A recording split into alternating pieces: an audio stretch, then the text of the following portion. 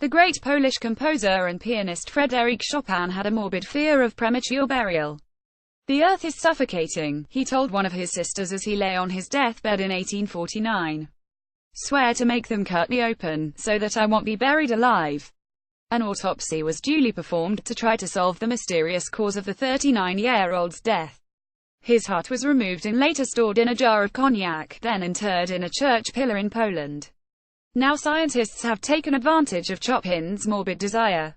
Granted a rare opportunity to examine his pickled heart, they have concluded the musician was a victim of pericarditis, a rare complication of chronic tuberculosis.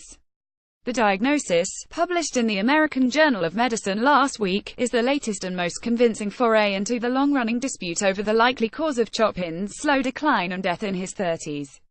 Other suggested causes of his debilitation and death have included the inherited disease cystic fibrosis alpha-1 antitrypsin deficiency, a relatively rare genetic ailment that leaves individuals prone to lung infections and mitral stenosis, a narrowing of the heart valves.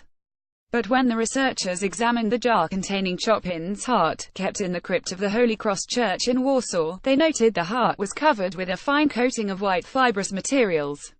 In addition, small lesions were visible, the telltale symptoms of serious complications of tuberculosis, concluded the team.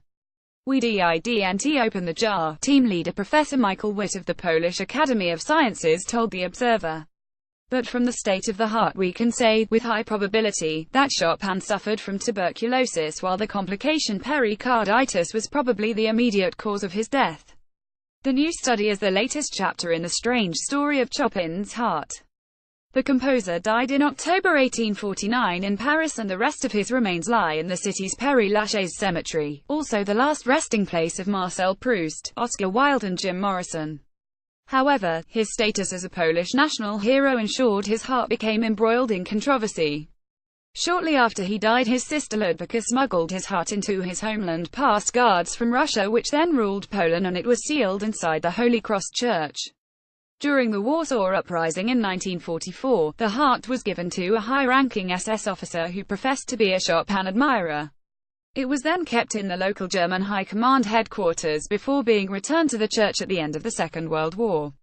The examination of the heart by Witt and colleagues was the first since 1945.